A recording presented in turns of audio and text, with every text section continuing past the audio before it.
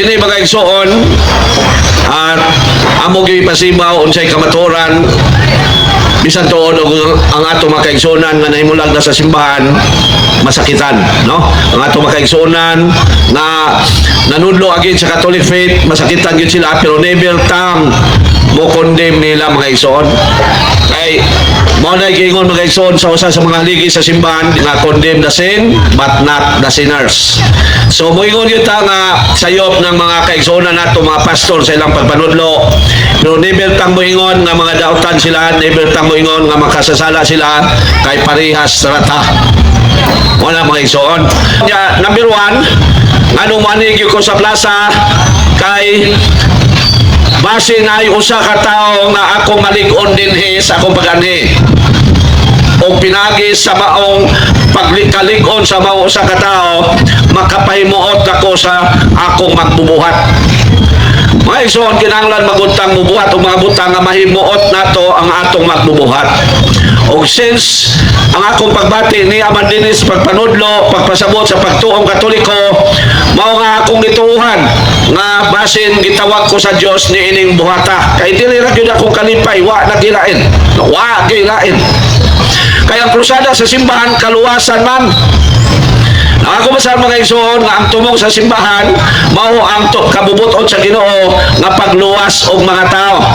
Ato masahon mga igsoon ang 1 Timoteo 2:3-4. So kanang mga katong nahitabo atong Domingo, never ako mo comments, never ako mo tubag sa ilang mga atake, accusation, gitira daw ko ganiya sa radyo, never ako mo kuan, mutubag, nanuan.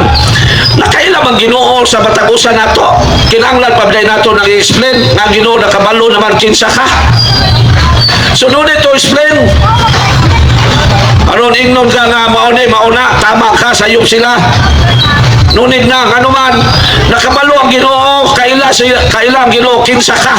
Unsay naa sa imong kasing-kasing, gano'n mo ba o kasina? Kaluoy ba o gugma? Muna mahiso, no comments ko, no? Besang unsay naguan, no comments ako. Kay, ditawagan ko sa kong igsoon na pare, usa lagi ang ibalik-balik kanunay, pagpaubos. Maurang gina. Maurang paubos ta. Kay, ang akong una-una po, ganong ako pa mang-justify ang ilang mapagdaot ako, nga nakailaman ang Ginoo sa kuha. Kunya ang akong buhat, ang mga tao, kabalo man akong sa ko dinis plaza, luwait ko basta kabaturan. Kaya mohingon, magkita ka na ito mga kaigsoon ng mga pastor sa iyong ginagawang tutudlo. Diyan may pastor sa kong likod, mga kaigsoon. So, pero never tang mohingon nga dautan sila. Never tang mohingon nga unsa na sila. Kay that is against the will of God. Nga mo condemn kag tao. Kaya ang Ginoo mohingon yun, higugmaa ang inyong mga kaaway. Bisan tuod og wa mo ingon ang Ginoo, higugmaa ang akong mga kaaway. Wala gyud Brad Peter. Ang gingon sa Ginoo, higugmaa niyo ang inyong kaaway. Pero wa gyud mo ingon ang Ginoo, higugmaa ninyo ang akong kaaway.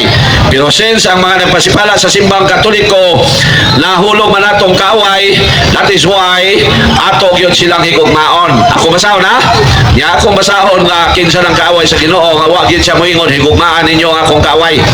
So na din sa San Mateo 5:43 mga igsoon ha. So unsay gingon din mga igsoon San Mateo 5:44. Apan karon sultihan ko kamo, higugma ang inyong mga kaaway ug pagampo kamo alang sa mga tao nga nagpasipala kaninyo.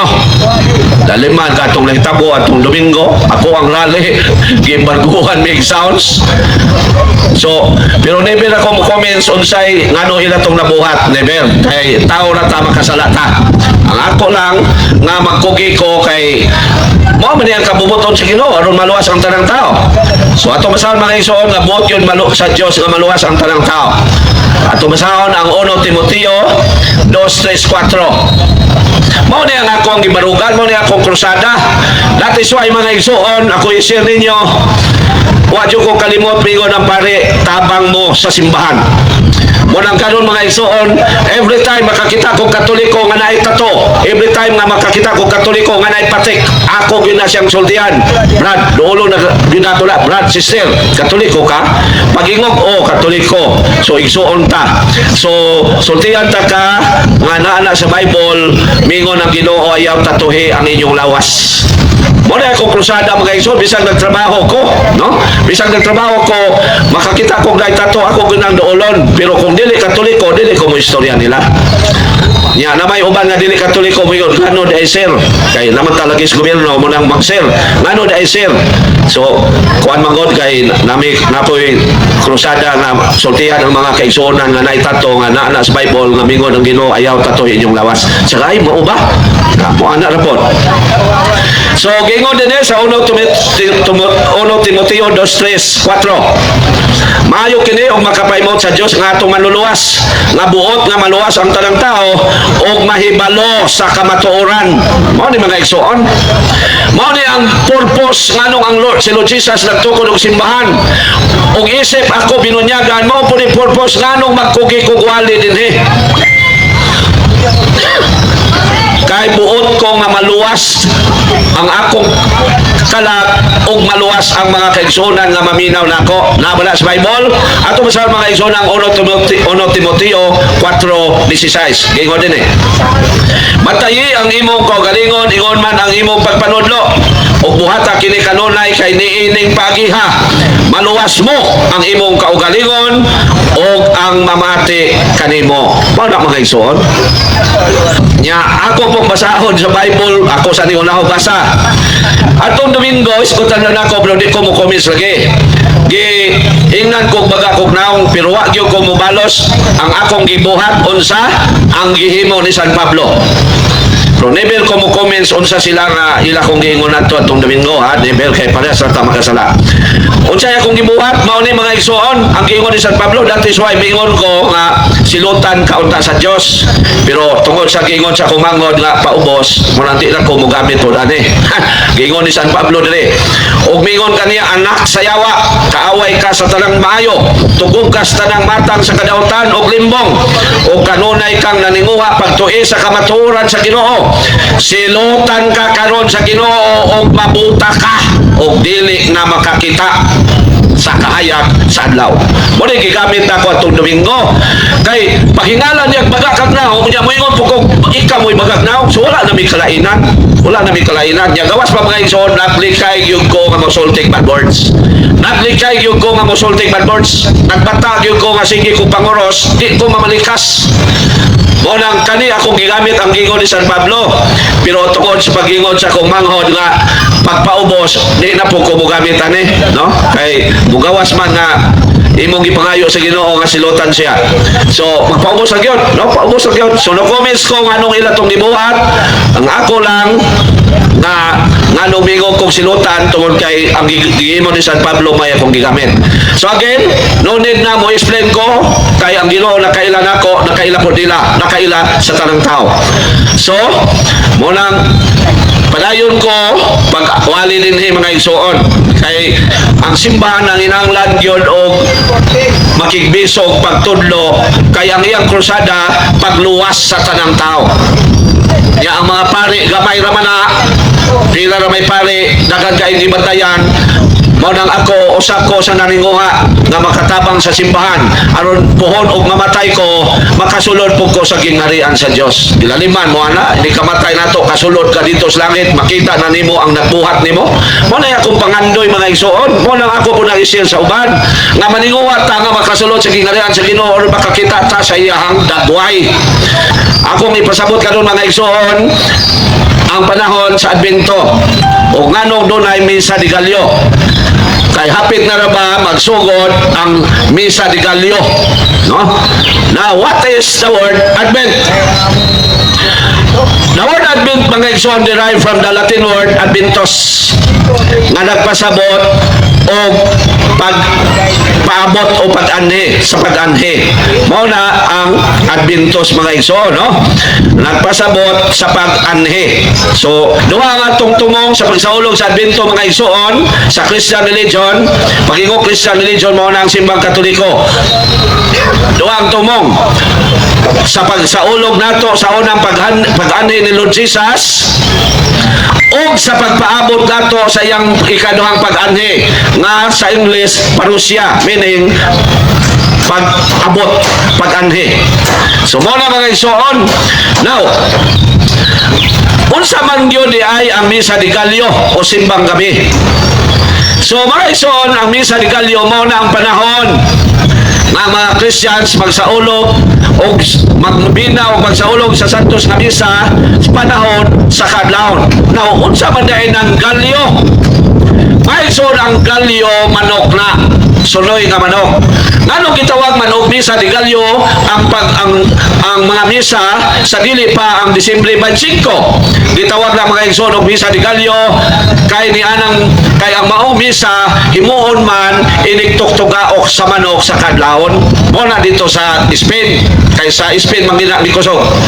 Inigtuktugaok kay gani sa manok sa kadlawon, mabangon na ng mga tao aron mo simba sa misa o sa 90s nga nobina panahon sa pagpaabot nato sa Disyembre 25.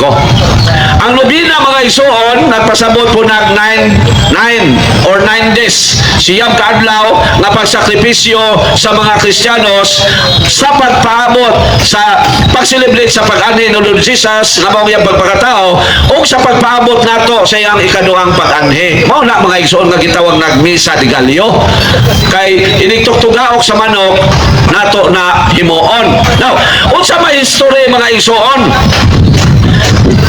Unsa may history nganong ingon ana man na? Mga igsoon kung mutanaw ta sa history niadtong 381 ngadto sa 384, dunay usa ka babae nga taga Galacia nga gitawag og Igeria. Igeria meaning Galician woman. Every doon kada kadlawon mo bangon siya o mo bakta siya aron pag-adto dito sa misa. Dito na nailhan mga igsoon, no? Dito nagsugod nga ang mga tao di ay muadtong simbahan ini kakadlaon kay aron pagsimba sa Ginoo sa pagpanahon sa Adbento. Mao na mga igsoon ug natala na sa history. Nahitabo na mga igsoon yatong dito na sa Holy Land sa Jerusalem. Nahitabo na tuig 381 to 384. So mo na mga igsoon. So ang gihimo nato karon nga misa di Galyo tungod na sa kasaysayan nga dito sa Jerusalem ang mga kaigsoonang Katoliko magsakripisyo o adto dito sa simbahan aron pagsimba panahon sa kaadlawon.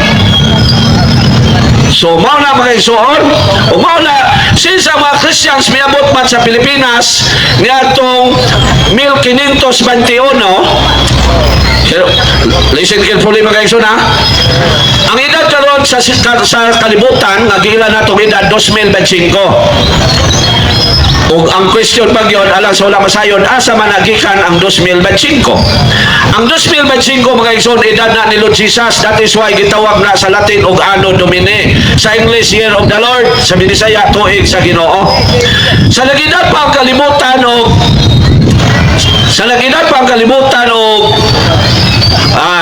381 to 384, nagsugod na ang maong kalihukan sa misa di Galyo. So pila na katuig? Now, miabot ba ng mga Katoliko sa Pilipinas na itong 1521? This is according na sa history and also sa life of the church. Kaya ang simbahang Katoliko doon na siya iyang kaugalingon pong pagsulat sa iyang sa dagat sa iyang paglawig sa kalibutan. Doon na po historian, doon ay Judaism historian, doon ay Catholic historian, doon ay Protestant historian. Pero ang simbahan mismo, doon na po na siya i-record niya kung sa may natabo niya. Ang mga obispo mingon, mao ni ginangatan sa atong simbahan sa unang katuigan uban sa mga obispo ug Santo Papa na siya i-record ana. So, niadtong tuig 1,521, grabe dugayan ano? Dugay na magani ng 100 years. Wingon tag sus dugaya pa ng 2028 election oy. No, dugay na magani ng tulo ka tuig. Samot 1,521. So miabot din sa Pilipinas sa mga Katoliko 1,521 og dito nakabalo na ta about Christian religion og dito na po nakabalo na ta nga dunay misa di Gallio. Mao na nga doon na tayo misa di Gallio mga igsoon. So ang ato mga kaigsunan nga mga non-Catholics, wala sila anak kay protestante naman sila. Pag ingong protestante, dili sila tinuod. Kay mihawa man sila sa simbang Katoliko.